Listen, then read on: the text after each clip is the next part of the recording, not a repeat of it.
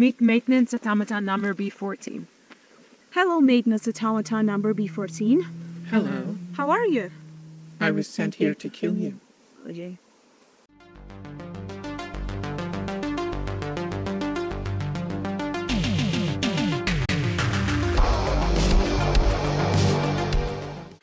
Hi, this is the Professional Amateur Hour coming to you with another review.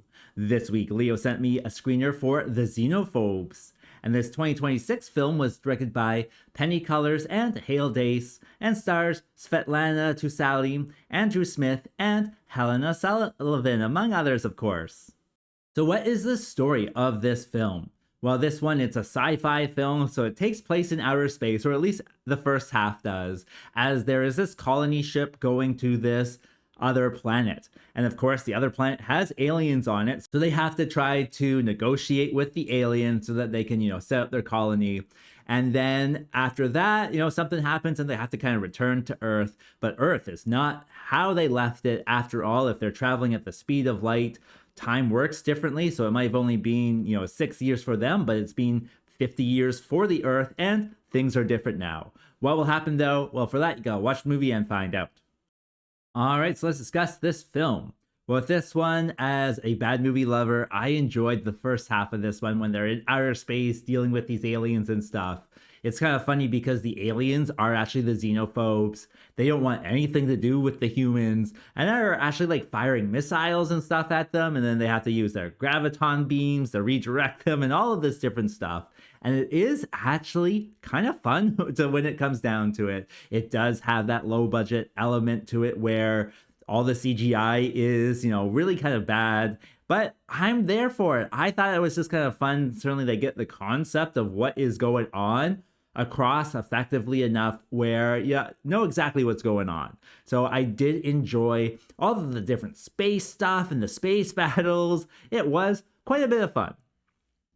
And also, that's not to say that there isn't any fun in the second half when they return to Earth. It's just different, I would say. They have this story element where Earth has changed and everyone is peaceful now because everyone eats this drug in all of their food. So now that they have returned, they have to start taking that drug, but maybe some of them don't want to or something like that. So there are different elements in this second half where it is quite a bit of a different story with the same characters and everything, but it has its own storyline. So it is just different, I would say. Not necessarily bad. I would say I like the first part better than the second part, but that's how these things often go. So if you just wanted to watch it, in 2 1-hour segments, that would probably be a lot of fun because they are so different. So with this movie, I think there's different ways of viewing it for having different types of fun. Other than that, I did enjoy some of the sets. I think my favorite set was the bridge of the ship. It's on a green screen, but they do actually have, physical consoles in front of them and they're touching buttons. And I thought all of that was really well done. So the consoles, these props are low budget, but at the same time very effective, much like the CGI. And I think it goes a long way in this one. And I think that brings me to what doesn't work with this film. Certainly with its lower budget, there are limitations, but at sometimes there are limitations that don't seem to make sense. I can understand everybody has a gaming chair in the bridge. However, the captain does not.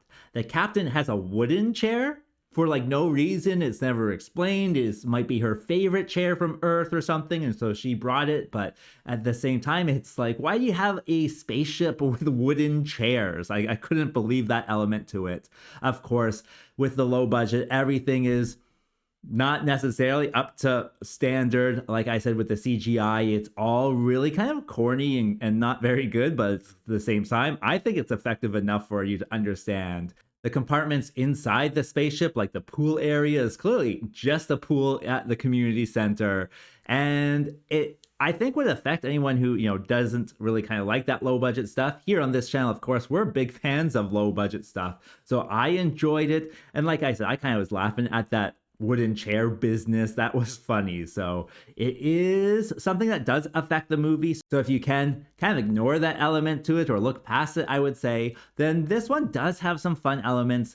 But I think a lot of people will just have that kind of in their face all the time and not be able to kind of look past it or, do anything with the story because they're just so distracted by kind of the less spectacular visuals. Also, with this one, it's kind of strange how some things come together. Like, they're all wearing Converse shoes, like, everywhere they go. And it's like, is that really kind of the space shoe, the Converse? And that was an element that was just like, oh my gosh. Same with the wooden chair. I know I'm probably harping on that one, but it is in there as well.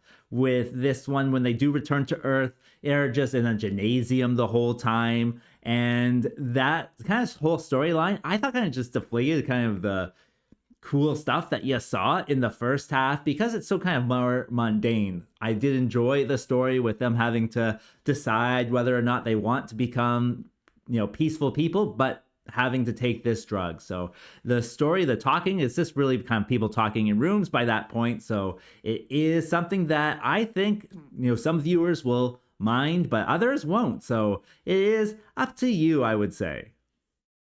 Also, the acting is just really okay, like nothing particularly spectacular. They even have children and they do okay jobs as well. So nothing is kind of top notch, but I wouldn't, necessarily expect it to be. It's just, kind of fun people doing things.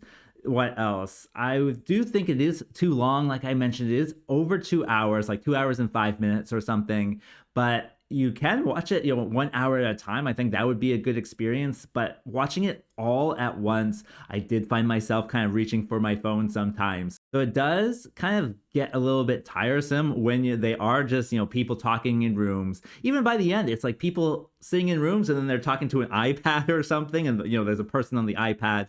So it does have those low budget elements that do start to get to you after a while. And so would I recommend this movie? Well, for the most part, unless you're like a low budget sci-fi fan, I would say that this movie is probably skippable for you. And even then, if you're like watching this stuff, have something to do around you. I think that would be a good way. Or even then watch it in 2, 1 hour installments. But for the most part, it is something that you can press play on, but just know what you're getting into. As for a rating, well, I'm going to give it the 3.4 because ultimately I thought it was very meh. And with that being said, I think that's all I wanted to say. So like and subscribe, and I'll see you next time. Peace out.